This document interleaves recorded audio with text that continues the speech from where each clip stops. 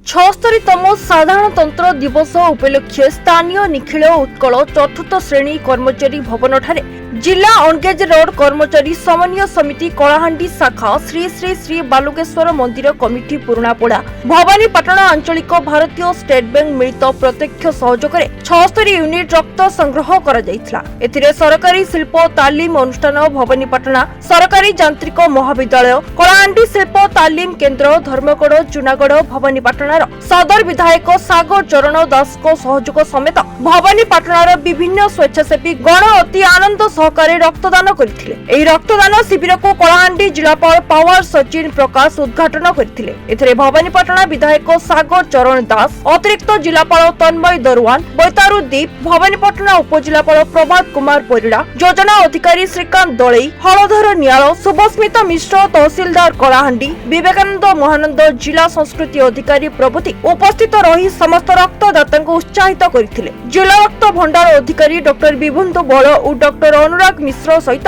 रक्त भंडार समस्त कर्मचारी एही शिविर को सुंदर भाବରେ परिचालना करथिले। गणतंत्र दिवस समस्त शुभेच्छा अभिनंदन। आमर एनजीओसीसी गवर्नमेंट एम्प्लॉय एसोसिएशन आम डिस्ट्रिक्ट नॉन गेजेटेड एम्प्लॉयज प्रत्येक वर्ष आम अगस्ट 15 और जनवरी 26 को आम रक्तदान शिविर आयोजन करूँ।